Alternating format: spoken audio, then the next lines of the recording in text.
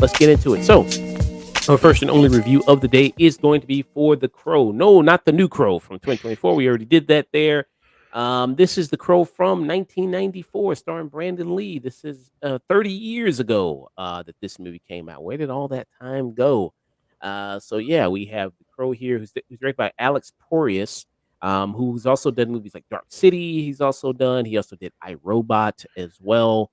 And this is a comic book adaptation here of James O'Barr of his work, and based somewhat on a true story there. Mhm. So it details it about a man and a couple there, man and a woman who got brutally murdered in their apartment, and then he comes back for vengeance using the spirit of the crow.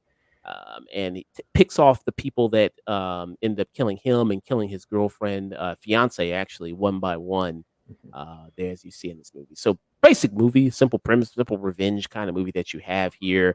And talking about The Crow, I think it was Sage, who's from Radio Infantry, talking about this movie. I didn't know there were this many sequels to The Crow. Yeah, there Uh, was even a TV show, I'm pretty sure. there was a TV show of The Crow. There was multiple sequels of The Crow. There's a great video. I'll pull up that woman's name. There's a great video somebody did of breaking down the whole Crow franchise and the history of The Crow. That's really, really well done. But yeah, there's like numerous sequels of The Crow. There's people like, for instance, speaking about Terminator. Actually, the actor from Terminator 2. What's that actor's name? The cop, Robert something. No, the one who played the kid. John. Oh, God. Edward Furlong. Yeah, yeah. Yeah, he was actually the Crow in a sequel there. He was actually there Hmm. in one of those movies. So they portrayed it as like a thing where the Crow went around to all these different people and then possessed a new person every time, and then they did that. But none of it ever been as successful as the Crow 1994. There, I heard the sequel did have a good soundtrack though. I did hear that. Mhm. Yeah, have you ever seen any of the sequels? Yeah, I saw part of City of Angels. Okay, part of it. Yeah, You just stopped it was watching it. on TV. It was on MTV. Okay. And then yeah, like I said, I mean, part of the reason why we're reviewing this is because the new Crow is out right now. We did a review of it. It's going to be up on the channel, youtube.com, pretty soon here, this afternoon too. And we did a review of this. I mean, spoiler the review. Yeah, we didn't like it. It was pretty bad there and kind of what they did. And it's funny, and we're gonna talk about a little bit about the two because I've seen it and kind of what it does. Because with the Crow 2024, it actually expands the relationship between the couple there, Mm. because that's most of the beginning of the movie. Yet it feels like you still don't know really all that much about them, and then everything is kind of feels kind of rushed there. So with the Crow 1994, you do have Eric Draven, who is the Crow there, played by the Brandon Lee, who, this movie's also very famous for him passing away. He was killed on set there during an accident, a mishap there with a gun, and it went off and it ended up killing him. So that's part of why this movie is as well remembered as it is. But Brandon Lee, I mean, really great actor, probably had a really bright future ahead of him. He passed away at the age of 28. There's a very, very young guy there. It's one of those cases of like, Hollywood kind of stories of man, if this guy had lived longer, he probably would have had a really, really fabulous career there. And of course, he's also the son of Bruce Lee, Bruce of Lee. course, which he's also there for. So, Mike, what did you think about The Crow 1994? The, Cr- the This is kind of an interesting movie for me because The Crow is a series I kind of like actually kind of gave an effort to uh consume in my when I was like 22, and because all I do is I hear the praises of it, I know the visualizations, I know all like the abstract, like I know all the iconography and stuff like that. I know the look, I know the titular crow and the leather jacket, of course, but and the tragic story behind it with both Brandon Lee and the writer of the and like why he wrote the crow. He wrote the crow because he was like in a messed up state after his girlfriend very sadly drowned in a car accident. Uh, and yeah, he translated that to like the crow. Uh, and the thing is, I watched this movie. Uh, I Like I see the miniatures, I see the action. It's all there, but I feel like I don't like this movie as much as like other things. Like I do like it, but I don't like love it. I feel like everything is there for me. It might just be one of those things of like the I get why it's such a big deal, why there's so much reverence for it, especially with the cultural impact of Brandon Lee's passing and like this also coming out like in that era of like doing a bit more like a harder adaptation of like a comic book superhero kind of thing. And that's all great. And like all the stuff like the miniatures and like the action scenes and like the looks, that's all good. I just I don't know, like I really I like this movie a lot, but it's like I don't have the exact same like reverence for it as some other people. But I do get why it is there, especially if you were like kind of like maybe a bit older than me or a bit younger when you consumed this the first time or you were like there. Because it is a fascinating story behind it. But yeah, it's a good movie, but it's just I guess it's just not something that landed entirely for me. Mm. So with this movie, I mean, it things because I rewatched it very recently for the review, and it's funny how this movie opens up like right away Mhm. with kind of the action. It introduces the city. You know, you see it. It's kind of the city on fire, and they're in Detroit. Mhm. By the way, you know, and if for some reason Detroit always portrayed as a hellscape in a Shithole. lot of in a lot of movies. This RoboCop, Beverly Hills Cop, even it's portrayed as kind of like a Yeah. hellscape there. Barbarian even. Was that oh, yeah, that was also in Detroit, yeah, Mhm. Barbarian, yeah. No, I think it was filmed in Belgium, I believe. Yeah, so, you know, that's just kind of thing so the movie opens up right away with that kinda gothic style, with the cities, the buildings, the whole city, the buildings, everything like that, something that also Alex Porsick said he would carry on with Dark City, which also has that very gothic style. So, the city automatically already has personality, it has that feeling of, like, you're already in Mhm. this place, as opposed to, like, the 2024 movie where I feel like it's just you know, basically, I don't even know. I don't think they even say what city they're in, but it just looks like Chicago, maybe not even really not much identity to it. You Yeah. know, it's given it's just like a city. And the murder happens right away. I mean, the murder happens, you see it, and already, you know, you're ready to root for this character given what happens to him and to his fiance there. Um so I like that automatically kind of right how it just kind of opens and then it cuts Mhm. to a year later and then that's when he rises and that's when he becomes the crow there. Which was something. And this is the YouTuber here I mentioned before, Yahira Zahi, who did a great video, if you want to check Mm. it out, about the crow, about all the sequels of the crow, also about the legacy of the crow there. She did a really, really great video. If people want to check that out, I highly recommend people check that out and go see it. But yeah, and so I kind of like that opening kind of right away there. Like I said, with the 2024 film, it you know kind of spends time with Eric and with FK Twigs, who let me see, let me get the actual character's name there. Yeah, Sarah, as he was called there, Sarah. So first of all, they rush way into love there. They have Mhm. only known each other for like a week. All of a sudden, it's just a lot of telling you how much in love they are Mm. instead of actually showing it. Here, I think they actually show it, and you actually Yeah. really do feel something. And then you actually do see him become this kind of character for vengeance there. Also, with this 1994 film, you have you know kind of a lot of classic actors in this. You Yeah, have Ernie Hudson. Ernie Hudson's in there, Ghostbuster, you know what I mean, himself, he's in here.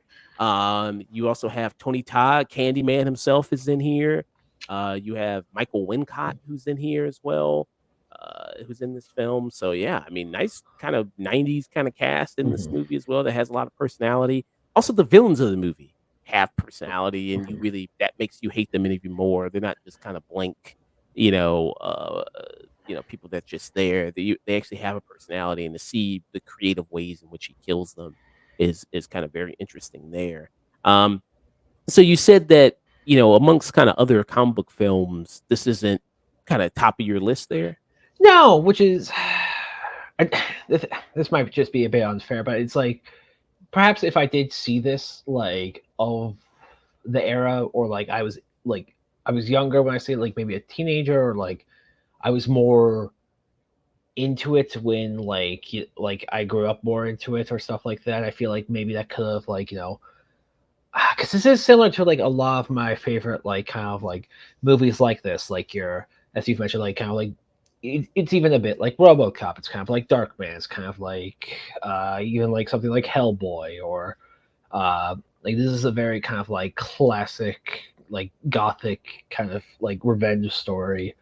Uh, or like even like Tim Burton's Batman and stuff like that, and like play with like the fact the city has a character, and like I get so much of the appeal of it, but I feel like it's just kind of like for me it's a bit too bare bones, which in a way I can like respect of like not making it overly complicated or not doing like too much, like working really well with what it has.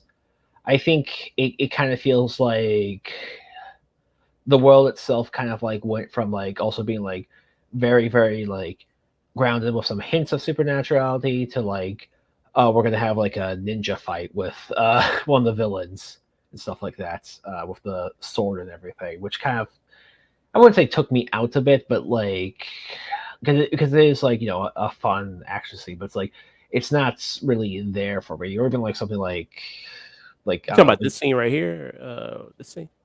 What are we talking about? No.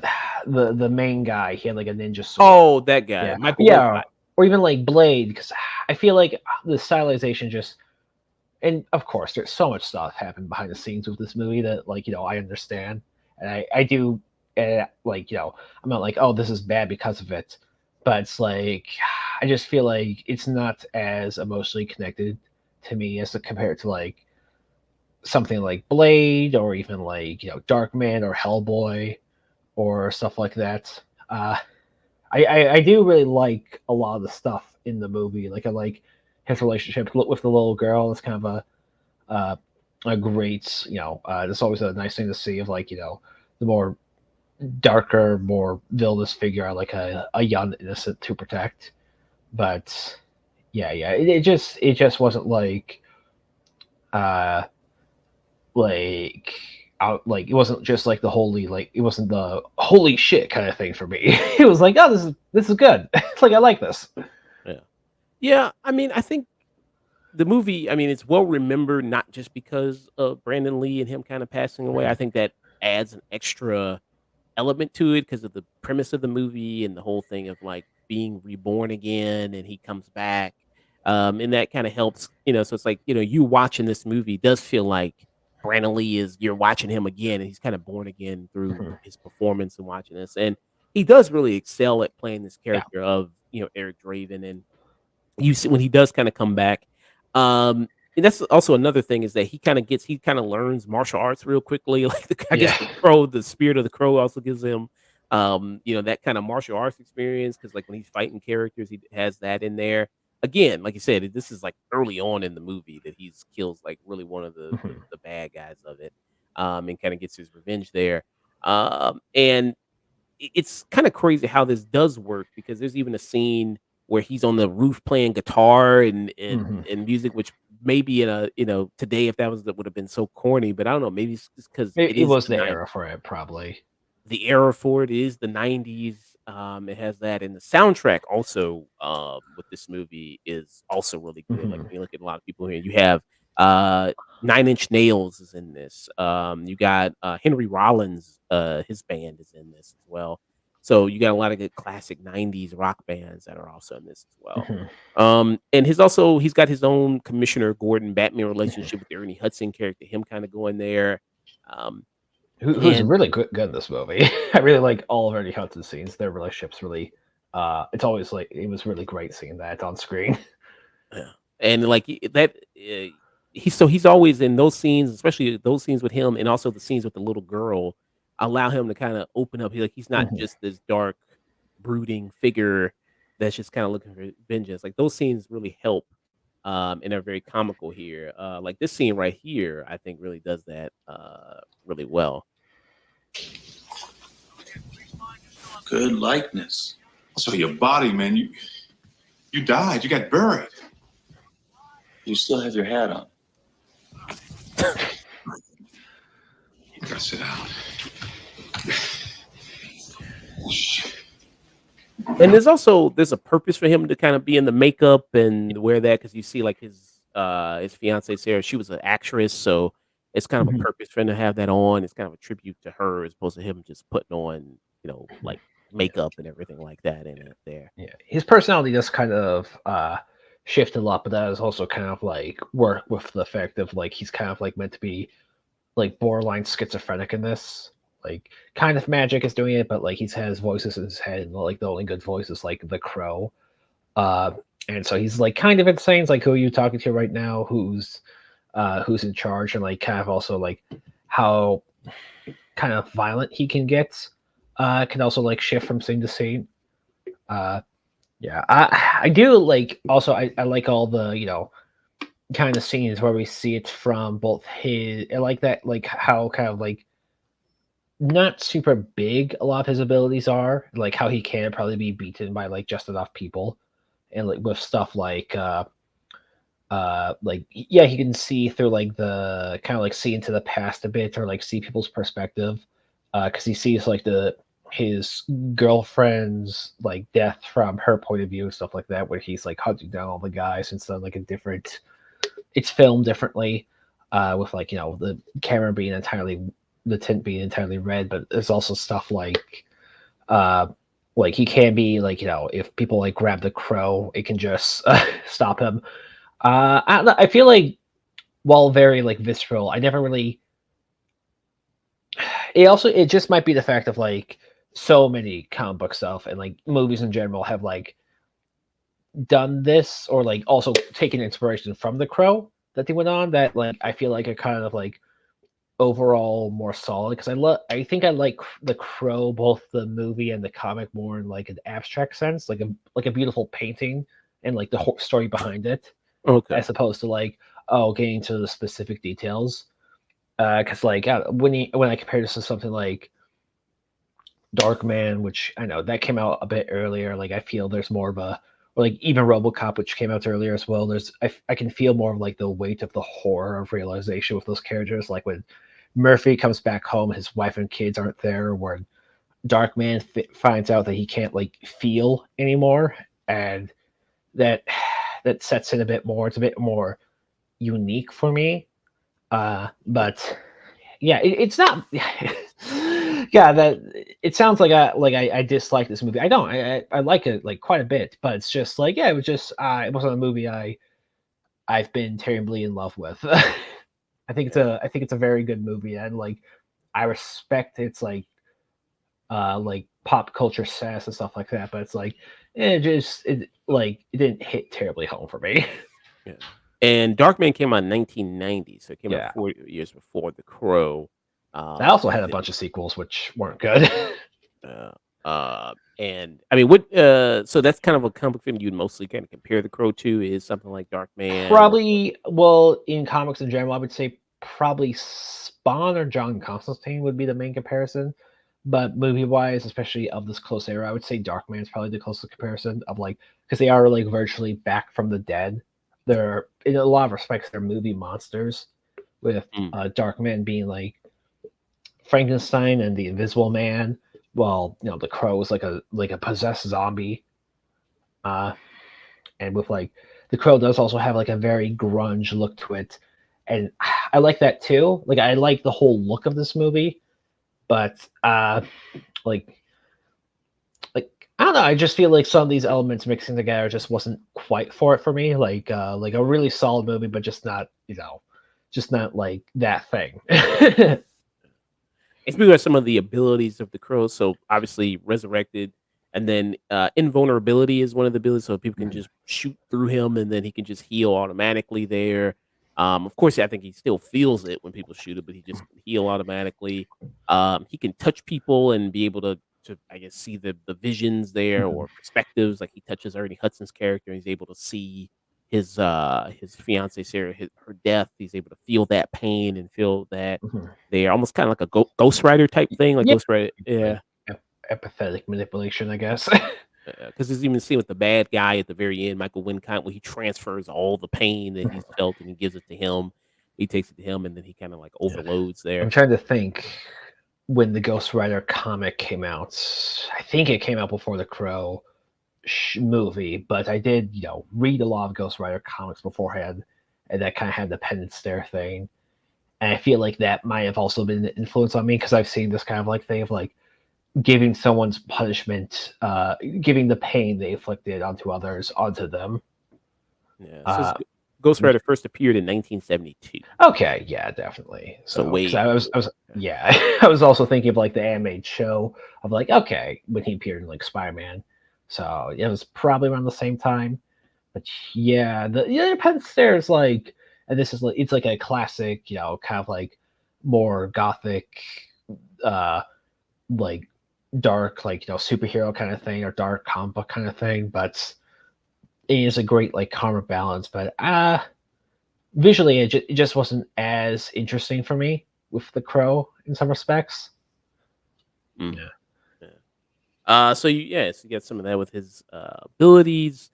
What you think about the villain? What you think about Michael Wincott, the main? I think they're pretty good, especially for this era.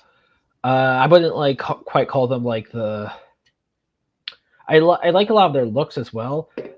So I was just gonna mention the long hair does kind of give me like almost like kind of like vampire-esque vibes. But overall, like it's a pretty good villain team. It does feel like kind of like, I don't mean this in a bad way, but almost like student filming of like work with what you know, like improvise a bit and just like have fun. I feel like I like him more in the suit here than when he was in like kind of that like the Blade kind of like black like tight jacket and stuff like that with the sword. Yeah, this is all good, but yeah, he's a good villain, but he's not like, I don't know. I feel like I'm gonna remember more so the actor than the villain. Yeah. And they're what they do to the the Eric Draven. I was close.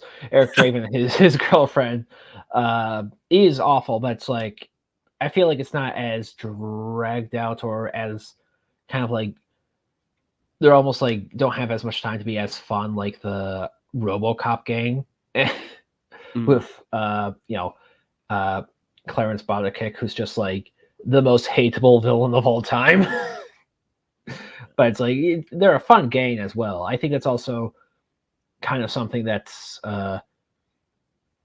other movies can incorporate more, like especially like superhero movies as well, which we are kind of seeing a bit more. But when you compare it to like a Black Panther or like a Captain America kind of movie where it's like the villains are kind of like vague military-ish guys and they're all wearing like similar uniforms. Here they all have like different hats, they have different like swords, and there is even one scene that did get like an unintentional chuckle of me. It's when the cop is like talking about the gang and he brings up a picture of them and they're all like in the car like posing, like it almost looks like they're like part of like a music, like a band. What's it? Is that the scene where he draws like the picture on it a little bit? Like he draws the. I think so, yeah. But yeah, you see like like, yeah, they are very like stylized. Yeah, because I mean, the villains in this, I mean, they're kind of like you had '90s villains like this that were kind of this ragtag group of deplorables there that would go around doing, and they each have their own like I guess specialty of what they do. Like the black guy's like he's got the knives, that's his thing. The other guy's more into arson, explosions, that type of stuff. So each of them has their own kind of thing there, and then also one of the people who's part of the gang there is the one that actually ended up firing the gun that ended up killing Brandon Lee. Michael Massey was one of the members there. He played his character was Fun Boy. Was that was the character? Let me show a picture of him there. And he actually retired from acting for a little bit. He actually retired for about a year. And that's this actor. He's appeared in other things throughout the years there. I've seen him in quite a number of things. But yeah, he was the one that ended up doing that. And he felt I like the scenes of like compassion the Crow has with like his girlfriend. I think it was his girlfriend who was like the heroin addict and stuff like that. Yeah, that was the little girl's mother. Yeah, her. Because I remember like blonde and like kind of taking that away from her and him saying like stop this. That was good and all that stuff. But yeah, I don't know. It's just also the scene with the. I feel like it could have also like it might just be the problem of like we've seen so much like insane like revenge fantasy and like violent stuff that and like that's so creative as well that like the Crow kind of feels almost like a bit mundane by comparison in some respects. Like something like John Wick or something. Yeah, John Wick or like a Kratos or something where it's just like so excessive. Uh Especially when it's like revenge. It's like no, it's like this is like the Crow, this is like the dark thing. Or even like some respects of like Tim Burton's Batman when he like shoves a thing of dynamite down a guy's pants and like pushes him into a well. And it's actually funny enough. I mean, the guy Chad Stahelski from John Wick's actually a stunt double for Yeah. the Crow. Yeah, he was. Didn't he finish a lot of this movie? Yes, Okay, he did. Yeah, okay. because he finished up a lot of the other stunt stuff there Mhm. for Brandon Lee when he couldn't. Obviously, he couldn't do it after passing away, so he Yeah. finished it up. Yeah. Yeah, the CGI also looks pretty good, especially for the year it came out. Because there's one scene where he like his hand heals after he gets shot through it. Let me see. Let me go to that scene there. But you mentioned this scene. Where it's kind of like I said, I mentioned the Ghost Rider thing, where it's kind of like he just guilt trips people into being Yeah. good people eventually. Let me. Mother is the name for God on the lips and hearts of all children. Do you understand? Morphine is bad Mhm. for you.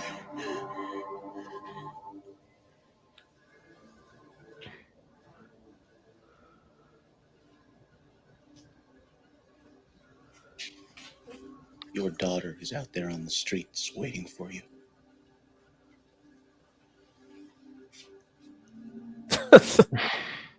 Yeah. So you kind of got that there. So yeah, he kind of does. That's like one of his, I guess, just huge guilt trip. Oh, yeah. There is kind of one of his superhero abilities. It's pretty. And you mentioned this scene also as well. So when he kind of heals, and this is when he attacks the pawn shop owner, who's also a part of it, as well, right? Looking for something in an engagement. Oh, You looking for a coroner? Shit for brains?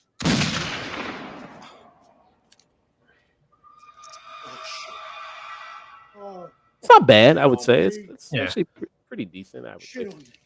Nice. Shit on me! Yeah, it's actually not kind of bad Hmm. there for '90s effects, I would say. And just also the models they do to also with the cities you mentioned before. Yeah, that also looks kind of good there. Mhm. And it's always nighttime. It's always raining there in the city. Makes it really Yeah. drab and kind of depressing. It's impressive how like the makeup they got the makeup to stay on despite like how wet his hair looks in a lot of this. So that was another good thing too. Yeah, just the hair and makeup also with this is very good. Yeah. Yeah. I mean, do you think that Brandon Lee really sells this thing more than anything? Yeah, I think he's really great. I think that's kind of like it's kind of the thing when you because there's not a lot of things you like it's kind of like unavoidable to talk about the Crow movie because it's so tied to Brandon Lee and stuff like that. And his very tragic passing at such a young age, was just like uh, it's yeah, like, and he does do a very good job because he has to be manic in some scenes, he has to be very empathetic in some, he has to be kind of casual like a normal guy in a few scenes. But yeah, I think he does a really great job, especially the stunt work, because of course, he did various martial arts up until this point, so he was able to do I think the majority of his own stunts. But it's one of those like movies for me where it's like I get the appeal, it just doesn't appeal to me as much. What would be your rating for it? Then? I think I'd give it like a maybe a low tune in for me, but I would understand why other people like rate it higher. For me, I would give The Crow strong tune in to a high kind of tune in there, bordering maybe on a little bit of peak. Like I said, what it really does. I mean, yes, Brandon Lee is really great in this. And I also think that, I mean, he really sells this movie given how great a performance he is, and it's one of those great Hollywood what if kind of stories. That if he was able Yeah. to continue his career, given how young he was, just to see what he would have done there in different performances, that would have been kind of really great to see. But also, you do have also a good cast Yeah. of people there, as well, with kind of Ernie Hudson, with Michael Wincott, as well, in this, that really kind of sell it as well. The villains also are really good in this. To see, like, I mean, it helps having people that you really want to see him fuck up. You Yeah. really want to see him kill. Um, in this, that really helps. The city is given life and personality, so that makes something like a kind of like a Gotham City to to it. That also kind of helps it as well in it. Much like what we see like just recently, like in the Batman, there, like something like that. Like the city actually has personality and life. Um, the action of the movie I think is very good too. What he kind of does, and the movie, Mhm. it doesn't take long to get into things, and to finally carry it for him to carry out his revenge there. That doesn't take long. It is kind of like, I don't know if you can, um, you know, maybe recreate this again, given the circumstances of what Probably this not. was, the era of the time it was. Maybe it's just something that can't be recreated again. Maybe that's just I think it's a movie that even if like I would say there's probably a level of like a kind of like recreation you can't do. I do think there can be a movie of like there's quality again stuff like that, but I don't think it would have the exact same success or like almost like cult following status it has now. Because I don't think it did terribly well at the box. I think it did fine, but I don't think it like. I think it was the DVD sales that kind of helped it a lot. But yeah, I think it's one of those movies of like you can make something of this quality, but this really came out at the time when it was going to be the big thing. If you made the exact same like kind of like if you put this movie into a vault or something and released it like now without like any of like the former history and stuff like that, I think people will be like, this is good. Like uh it's pretty good. yeah. Especially, I mean, yeah, like I said, compared to all the other sequels, like City of Angels, Salvation, Wicked Prayer, this new one, I mean, this still is great. And then people have talked about it.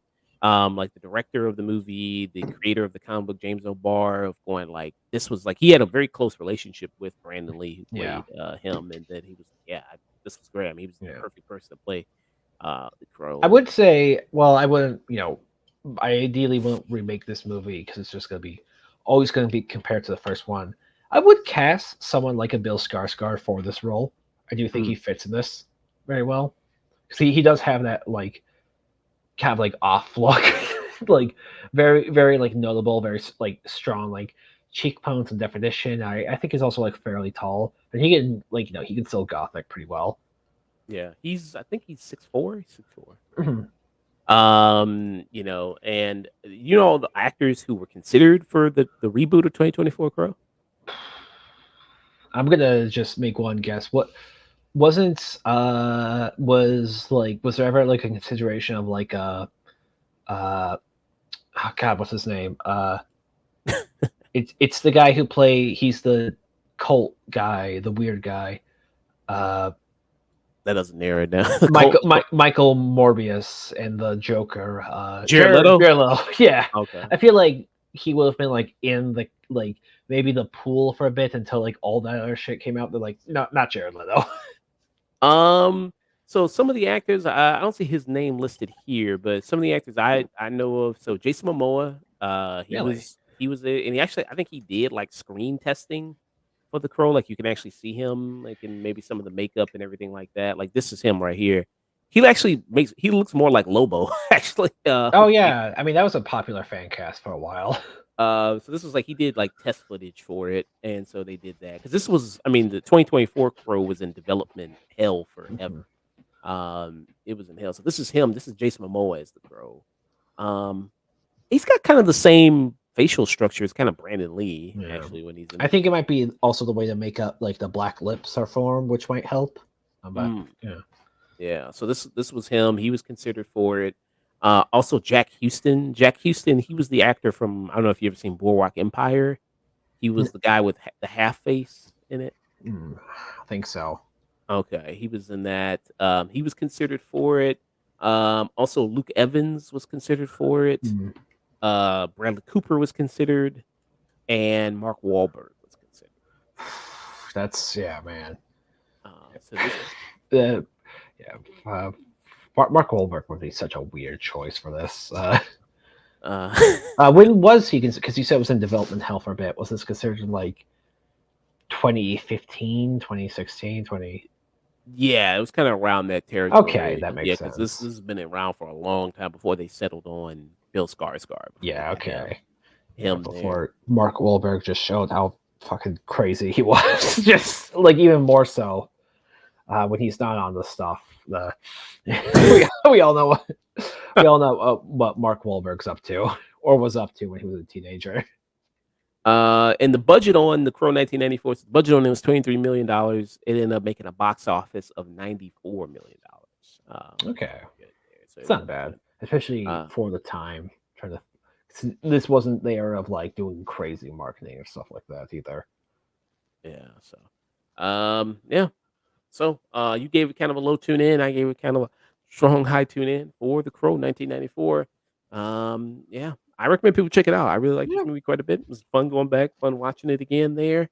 Man, watching it. Yeah.